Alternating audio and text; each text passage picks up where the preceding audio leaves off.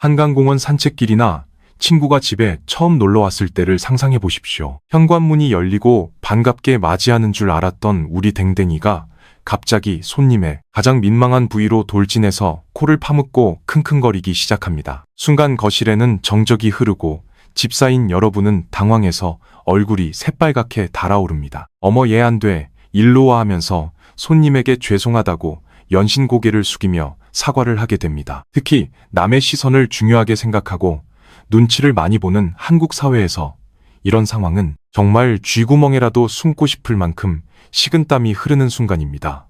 전국의 수백만 명의 집사들이 이런 난감한 상황 때문에 산책을 나가거나 손님을 초대할 때마다 긴장하고는 합니다. 하지만 이제 더 이상 얼굴을 붉히며 사과하지 않으셔도 됩니다. 우리 귀여운 댕댕이들의 이런 행동은 절대 예의가 없거나 변태적인 성향 때문이 아닙니다. 이것은 수만 년의 진화 과정을 거쳐 완성된 놀라운 생물학적 초능력이자 아주 자연스러운 정보 수집 과정일 뿐입니다. 오늘은 집사들을 가장 당황하게 만드는 이 민망한 비밀을 시작으로 우리가 전혀 몰랐던 댕댕이들의 가장 기이하고 독특한 14가지 행동의 진짜 이유를 과학적인 근거를 바탕으로 빠르고 명쾌하게 파헤쳐 보겠습니다. 단일 초도 지루할 틈 없이 바로 시작합니다. 가장 먼저 앞서 말씀드린 민망한 상황인 사람의 특정 부위나 다른 강아지의 엉덩이, 냄새를 집착하듯 맡는 행동입니다. 이 행동의 비밀은 바로 아포크린 땀샘과 야콥슨 기관에 있습니다. 사람의 사타구니, 부위와 강아지의 항문낭에는 아포크린 땀샘이 아주 조밀하게 집중되어 있는데 이곳에서는 각 개체의 지문만큼이나 고유한 화학 물질과 페로몬이 뿜어져 나옵니다. 강아지들은 입천장에 있는 특별한 보조 후각 기관인 야콥슨 기관을 통해 이 복잡한 냄새 정보를 세밀하게 분석합니다. 놀랍게도 이 기관은 사람의 호르몬 감지 능력보다 무려 50배나 더 예민하게 작동합니다. 그래서 단삼, 초만 냄새를 킁킁 맡아도 상대방의 성별, 나이, 전반적인 건강 상태, 심지어 현재의 스트레스 지수까지 완벽하게 파악할 수 있습니다. 특히 임신 중인 여성이나 극심한 스트레스를 받은 사람의 미세한 호르몬 변화를 기가 막히게 알아차립니다. 강아지끼리 서로의 엉덩이, 냄새를 적극적으로 맡는 것은 마치 한국 사람들이 처음 만났을 때 명함을 주고받으며 선배와 후배 같은 사회적 서열을 확인하는 것과 완벽하게 똑같은 사회적 교류 의식입니다. 그러니까 앞으로 손님이 오셨을 때 우리 댕댕이가 코를 들이밀어도 너무 당황해서 혼내지 마십시오. 우리 애가 변태적이거나 버릇이 없는 게 아니라 처음 보는 손님의 이력서를 아주 꼼꼼하게 읽고 있는 중이라고 너그럽게 생각하시면 됩니다. 다음으로 집사들을 곤란하게 하면서도 가슴 뭉클한 감동을 주는 행동은 바로 얼굴을 미친 듯이 열정적으로 핥는 행동입니다. 퇴근하고 현관문을 열자마자 꼬리를 흔들며 달려와서 코와 입은 물론이고 콧구멍까지 혀가 들어올 기세로 격렬하게 뽀뽀를 퍼붓습니다. 이것은 단순한 애정 표현을 넘어선 아주 깊은 생물학적 의미와 본능이 숨어 있습니다.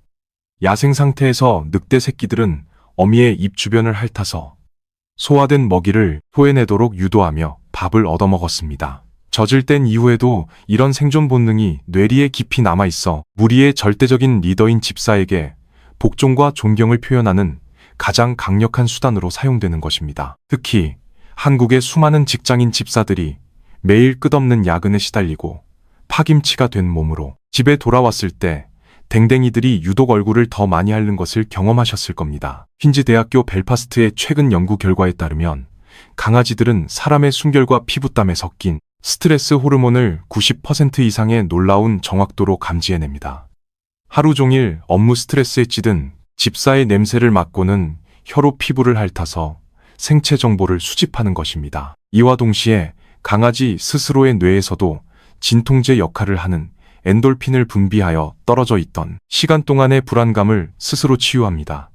즉, 댕댕이의 격렬한 뽀뽀는 오늘 하루도 밖에서 돈 버느라 정말 수고했어요.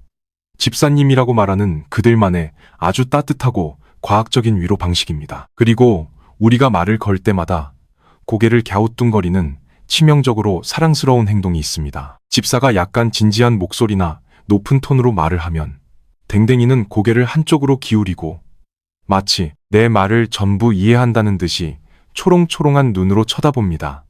이 모습이 너무 귀여워서 간식도 주고 폭풍 칭찬을 해주시겠지만 여기에도 철저하게 계산된 과학적인 이유가 숨어 있습니다. 강아지의 길게 튀어나온 주둥이는 자신의 시야 아래쪽을 상당히 많이 가리게 됩니다. 그래서 고개를 옆으로 기울여서 집사의 입 주변과 눈가의 미세한 표정 변화를 시각적으로 더 정확하게 읽어내려는 것입니다. 또한 양쪽 귀의 각도를 미세하게 바꿔서 칭찬이나 산책 같은 흥미로운 단어의 소리가 정확히 어디서 어떻게 들려오는 것인지 파악하려는 노력입니다. 우리 한국의 댕댕이들은 정말 눈치가 100단을 넘어 1000단입니다. 지금 집사의 기분과 감정이 어떤지 정확히 파악해서 자신이 어떻게 행동해야 칭찬을 받을지 결정하기 위해 고도의 눈치 게임을 하고 있는 중입니다. 마지막으로 시키지도 않았는데 자꾸만 내 앞에 물건을 물어오는 행동입니다. 피곤하게 퇴근한 집사 앞에 침 묻은 슬리퍼를 물어다 놓거나 밥 먹을 시간이 한참 남았는데도 빈 밥그릇을 코로 밀며 끌고 오고 때로는 냄새나는 더러운 양말을 물고 와서 자랑스럽게 발밑에 내려놓습니다. 이것은 리트리버 종처럼 무언가를 회수해오는 사냥개의 유전적 본능이기도 하지만 근본적으로는 늑대 무리의 사회적 습성에서 비롯된 행동입니다. 서열이 낮은 늑대가 사냥한 먹이의 일부를 떼어 무리의 우두머리에게 바치며 존경심과 충성심을 표하는 것과 완벽하게 일치합니다. 우리의 직장 생활로 비유하자면 부하 직원이 직속 팀장님에게 중요한 결제, 서류나 정성스러운 작은 선물을 들고 찾아와서 눈도장을 찍는 것과 같습니다.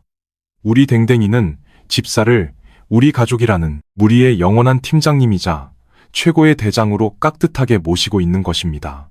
거기에 더해 물건을 물어왔을 때 집사가 보여주는 환한 미소와 쓰다듬어주는 칭찬이 이 충성스러운 행동을 더욱 강하게 학습시키고 반복하게 만듭니다. 이제 사회적 의사소통을 넘어 야생의 생존 본능과 관련된 독특한 생활 습관들을 살펴보겠습니다. 가장 먼저 잠자리에 들기 전 빙글빙글 돌고 바닥을 파헤치며 잠꼬대를 하는 행동입니다. 댕댕이가 푹신하고 비싼 소파 위에서 자리를 잡을 때 그냥 눕지 않고 3번, 5번, 많게는 10번씩 빙글빙글 돌고 앞발로 매트리스를 벅벅 긁어대는 모습을 흔히 볼 수 있습니다. 이것은 야생에서 풀을 짓밟아 따뜻한 잠자리를 만들고 숨어있는 벌레나 뱀을 쫓아내며 바람의 방향을 확인하던 조상들의 생존 본능입니다. 현대의 강아지들에게 이 행동은 우리가 잠들기 전 스마트폰으로 알람을 맞추고 현관문이 잘 잠겼는지 확인하는 것과 같은 일종의 자동화된 보안 프로그램입니다. 또한 바닥을 긁는 것은 발바닥 패드의 땀샘에서 냄새를 분비해 자신의 영역임을 표시하는 행동이기도 합니다. 이렇게 까다로운 보안 절차를 거쳐 잠이 든 후에도 댕댕이들은 낑낑거리거나 허공을 향해 발길질을 하며 잠꼬대를 합니다. 하버드 대학교와 MIT 대학교의 연구에 따르면 강아지들도 사람과 완벽하게 동일한 렘 수면 단계를 거칩니다. 지금 우리 댕댕이는 꿈속에서 아침 산책길에 만난 길고양이를 쫓아다니고 있는 중이므로 억지로 깨우지 마시고 편안하게 탐험하도록 내버려 두시는 것이 좋습니다. 다음으로 산책 중 풀을 뜯어먹고 토를 하거나 간식을 숨기는 행동입니다.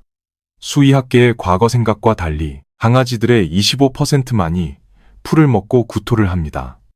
대부분은 야생 시절 초식 동물의 위장을 통째로 먹으며 부족한 섬유질과 엽산을 보충하던 본능이 남아서 신선한 풀의 맛을 즐기는 것입니다.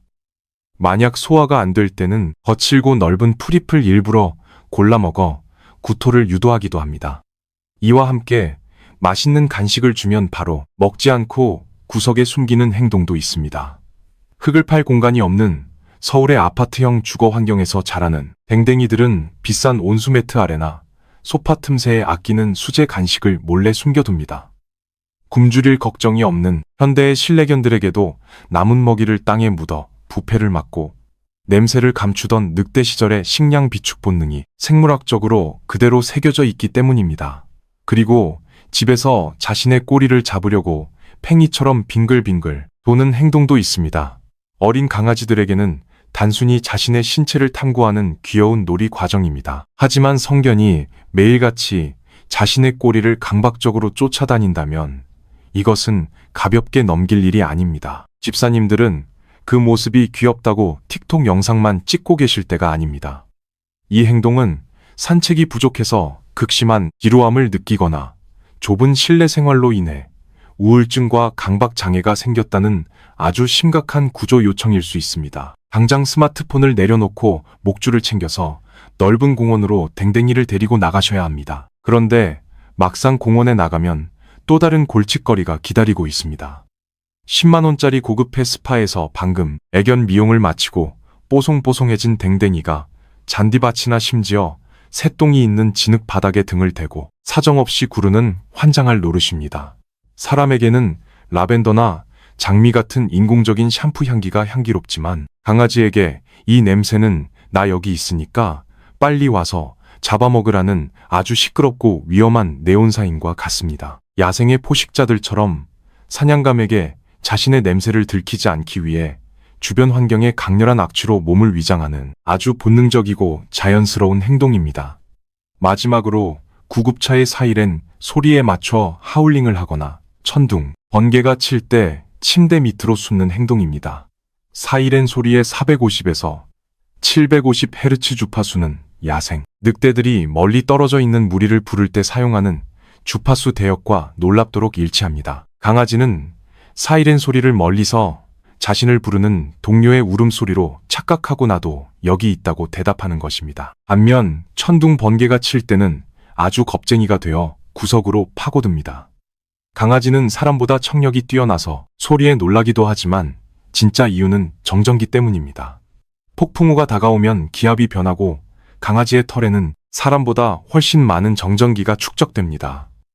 온몸에 전기가 찌릿찌릿 통하는 불쾌하고 고통스러운 느낌을 줄이기 위해 침대 밑이나 좁고 구석진 곳을 찾아 들어가는 것입니다. 이런 좁은 공간은 정전기를 흡수하는 일종의 접지선 역할을 해주기 때문에 강아지 스스로 살기 위해 찾아낸 아주 똑똑한 생존 피난처입니다. 지금까지 살펴본 14가지의 행동들에서 알 수 있듯이 우리 강아지들은 절대 아무런 이유 없이 이상한 행동을 하지 않습니다. 모든 엉뚱한 행동의 이면에는 수만 년의 진화와 생존 본능, 그리고 고도로 발달한 생물학적 감각이 숨어 있습니다. 그러니 다음번에 우리 댕댕이가 손님의 그곳 냄새를 아주 민망하게 맡더라도 우리 애가 지금 손님의 정보를 파악하느라 아주 열심히 일하고 있구나 하고 오히려 자랑스럽게 여겨주시기 바랍니다. 여러분의 대장 댕댕이는 평소에 어떤 기이하고 재미있는 행동을 가장 많이 하나요? 우리 집사님들만의 재미있는 에피소드가 있다면 아래 댓글로 널리 공유해 주시기 바랍니다. 오늘 영상이 도움이 되셨다면 좋아요와 구독 그리고 알림 설정까지 꾹 눌러주셔서 앞으로도 과학적이고 유익한 댕댕이 육아 백과사전을 절대 놓치지 마시기 바랍니다. 시청해 주셔서 감사합니다. 다음 영상에서 또 뵙겠습니다.